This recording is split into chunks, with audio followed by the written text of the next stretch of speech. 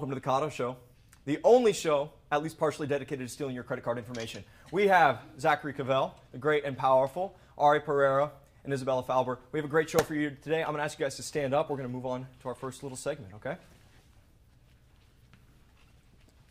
Alrighty. So this first thing, we call it Scenes from a Mug. We're ripped totally, completely off Whose Line Is It Anyway? We're going to grab some lines. I'm going to ask you guys to stand off to the side. And I will read these little prompts from the thing. Whenever you guys feel like you have something funny to say, you're going to come onto this, the performance space and you're going to say something funny. At least that's the idea. Who knows how that will go, all right? Your first prompt is, if company slogans were honest.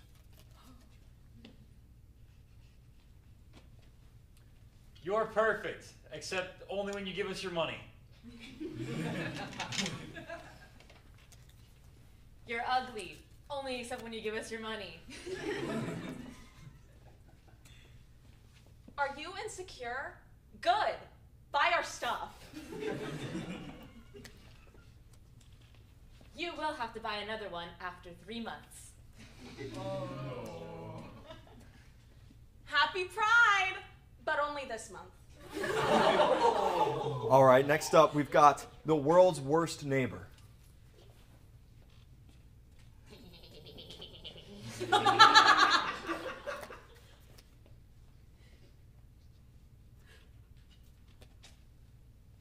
Hey, neighbor. Notice you're being a little loud, so I went ahead and called the police for you, okay?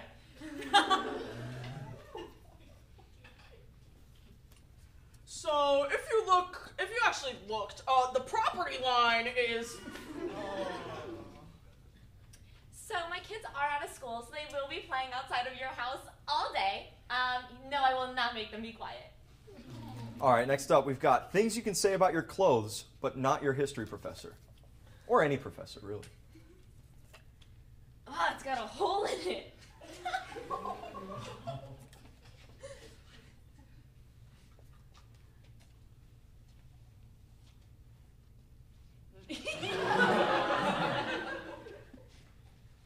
A little oversized. This thing is not from me. All right, next we've got signs your job interview is going poorly.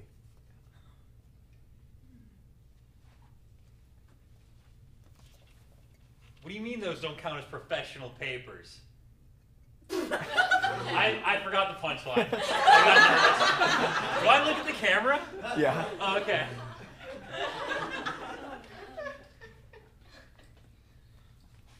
I don't believe that we can extend that pay right now.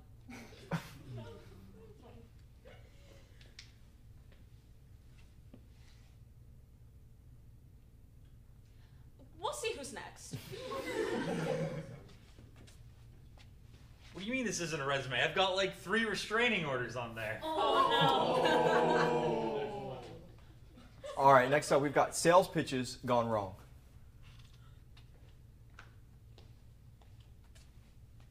Now, as an overweight person yourself, you're going to love this product.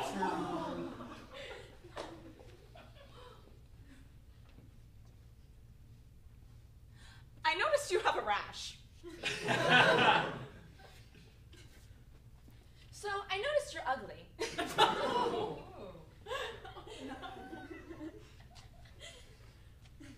So the way I made this product is I got the cheapest material possible and I marked it up 30%.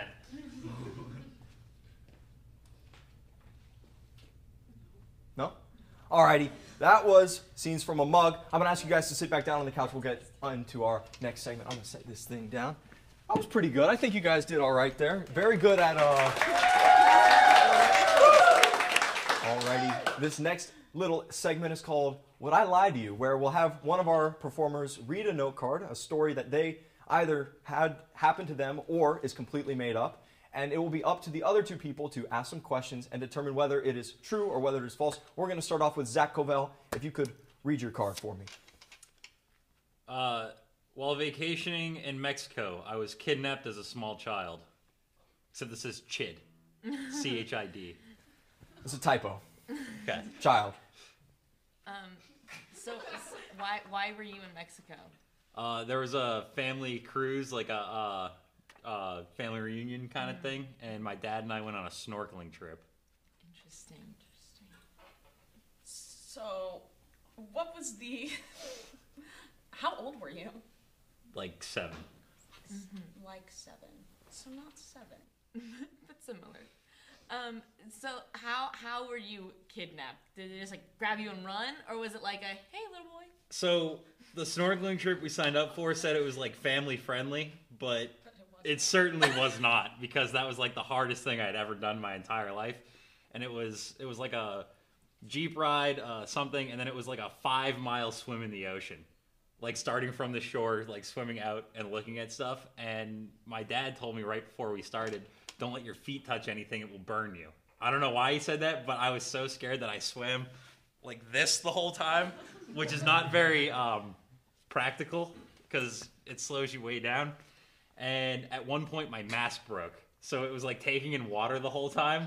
And so my dad like waved down what we thought was like the people running the tour, and he was like, hey, his mask is broken, and put me in a boat with a stranger. That stranger did not work for the snorkeling company, and they drove me to shore, and my dad found me later. Wow. I feel like that was really specific, Yeah. and I feel like it's definitely true just because That has to be true, because it was just... that was a lot. Was it true, I Zach? think it's true. Yeah, that was true. Okay. My mom told That's, my dad after, if he didn't find me, just not to get back on the boat. Good. That's good advice, I We think. love Toby. Who knows what would have happened to him when he got home? Exactly. You know? All right, we're going to move on to Ari, your story. Please pick up that note card. My ex-boyfriend's dad once stole my bike, for beer money. Wait, your ex-boyfriend's dad? Yes, my ex-boyfriend's dad once stole my bike and then sold it for beer money. How long ago was this? High school. High school. How did this man have access to your bike?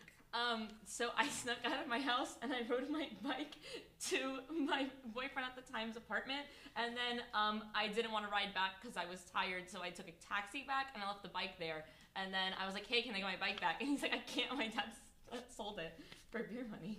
So he didn't steal it. He just found a bike and sold it. Sure, he sold my bike. He sold something that was not his for beer money. And she took a taxi back. I did. The first Where and only do you time live? Where did you find said taxi? Yeah. I called a taxi. Did you go to high school in 1973? Yeah. Right. I was like I can't- 15. I I can't- didn't have a credit card. I couldn't get an Uber. But you had enough cash in your pocket for a taxi ride. No, I had it in my house. So when I got to, when the taxi put up at my house, I had to run inside and give him the money. No. This isn't a Hallmark movie. I don't think taxis work like that. I swear. I don't think that's true. All right, so Isabella, Zach, true No. story, false story? No, It's False? true. It happened. Man. Yeah. It's a bad ex-boyfriend's dad. No, he sold it. A taxi. Yeah. Who'd have thought? All right, Isabella, your turn. I once dislocated my shoulder while playing reverse bingo. Could you read that card again? I once dislocated my shoulder while playing reverse bingo. It says bingo on there? Sure does. Does that shock you? Yeah, Why? that's not what I meant to write on the card. So it's a lie. It could be her story and I wrote it Could wrong. be my story, and James doesn't know. What's reverse bingo, Isabella? What would you like to know? I think you would like to know too.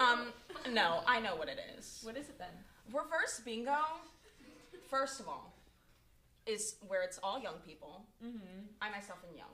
I would not go to regular bingo just because the energy is a little too chaotic for me. So reverse bingo, young people, and then also when they call the little numbers, they just call it backwards. That's really all the reverse there is about it. And then when you say bingo, you say ognib. So now that we understand the rules of reverse bingo, how did you dislocate your shoulder doing that? Right. So I was the cranker. Uh-huh. I got a little excited. Okay. Yeah. I got very excited. Contradiction in your story, though. You said you went to play, and now you're saying you were the cranker. So were you working or were you playing? Okay, ever heard of having multiple rounds of bingo? Yeah. Okay. You just waved your hands condescendingly with a lot of ease. I don't see a lot of like shoulder injury as a young person. This was not recent. This was I don't a know. couple years ago. How many? 3. Oh, 3 years ago. 3. You were playing reverse bingo. See, I'm very familiar with your knee injuries, not with your shoulder injuries. So I'm gonna This say is definitely this something you'd complain about. Yes. I'm also gonna go with false. Well, Fake. it is not real. Spectacular. That wasn't obvious. There were a couple of missteps along the way, but I was engaged in your story, so I appreciate it. This next game is called Overdub. We're going to show a scene from an old movie well outside the copyright period. I promise you, it is in the public domain. Our performers are going to add the lines, they're going to add the sounds, they're going to add the voice lines, and we're going to see what we can get from them, okay? All right. Just whenever the thing starts. Well, where is this little harlot? Click, click, click, click, click, click, click, click. Here I am. You were looking for me? Click, click, click, click, click, click, click. Well, yes, you've taken your sweet time. Well, now, little missy, where exactly have you been? Smoking cigarettes in my dad's room. Oh, I've been out. Well, that's unacceptable. Go to your room. You would like that, wouldn't you? Oh, God! Well, hello there. Hey, handsome. How are you doing today? Give it to me. I'll do a double. I can't believe this harlot. Yeah. Well, have you told your dad that we're engaged? Oh no! I disagree! That old fart? I'm not gonna say anything. Thank you, guys. Thank you. I appreciated that. That was a good. I'm excited to see what happened afterwards. Too bad we only have 1 minute of that hour-long film. What are you going to do about it? All right, so this next game, I'm going to ask you guys to stand back up. We're going to get the TV around, and so we need to cut. Oh, thank you very much. I appreciate it. All right, this next game, I'm going to ask you guys to stand up, move back over to the second performance space. This next game doesn't have a name that I can remember. There's a microphone there. And it's pretty simple. It's pretty straightforward. We're going to have the audience, or we're going to have our performers play. Thank you, Zach.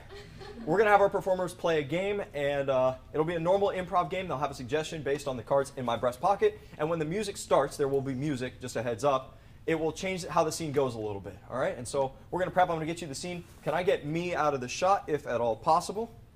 Thank you. All right, for sound effects, your suggestion is an odd encounter at an even stranger place. Whenever you guys are ready.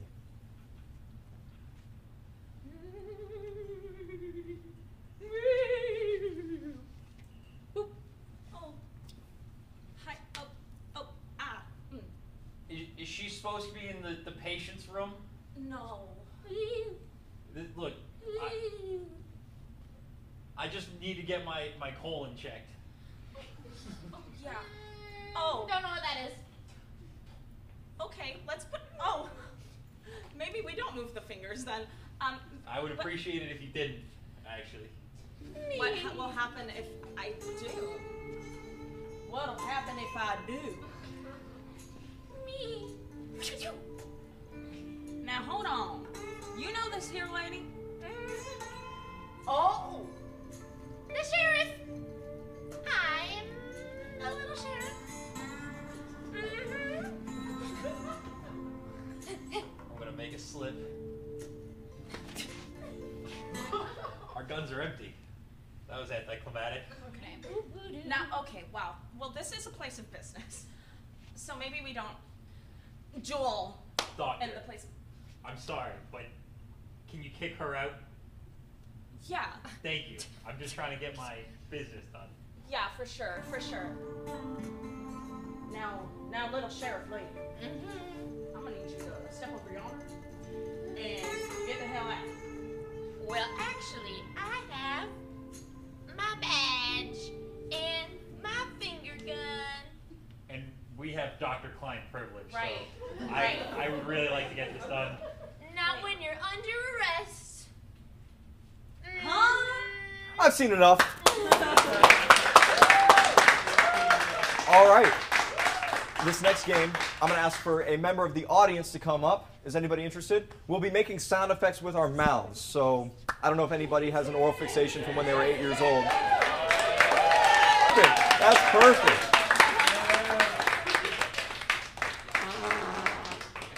Brilliant. Brilliant. All right. Jameson will be making, Jameson from the studio, he'll be making some sound effects. This next scene, totally normal improv scene. When Jameson makes sound effects, it will be their responsibility. The sound effects become canon. They become a part of the scene, and they will have to respond as such. Does that make sense? Mm-hmm. All right, then. Your suggestion is old book smell. Whenever you're ready.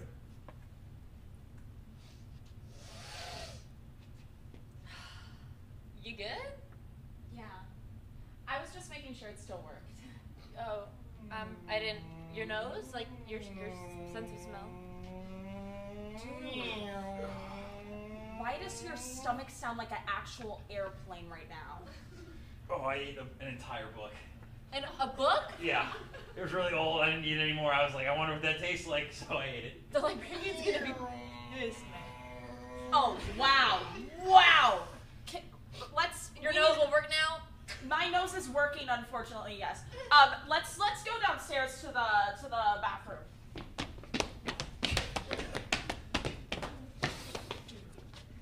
It's out of order. Oh. I don't know what I'm gonna do. Oh. Wow. Dude, like, you need some Tums? Would that help? Would it? I'll ask the librarian. One second. Go ask the librarian. That was a windy one.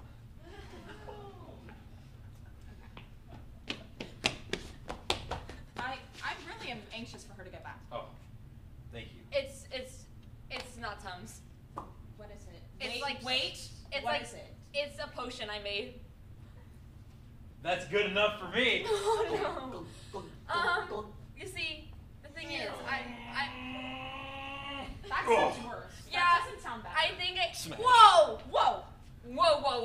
Whoa! That was my grandmother's potion bottle. And the floor is It's literally burning a hole through the floor. Probably. What is it doing to your stomach? Oh God. I don't know. Whoa. Oh no. He's changing. no, Things are. no. Oh, please. Oh. Is there anyone else in this library who sees this? No! I know. That's all Thank you, I God. need. Thank you guys so much. All right, this has been Zach Covell, Ariana Pereira, and Isabella Falber. This has been The Cado Show. Let's see you guys next time. Thank you guys so much.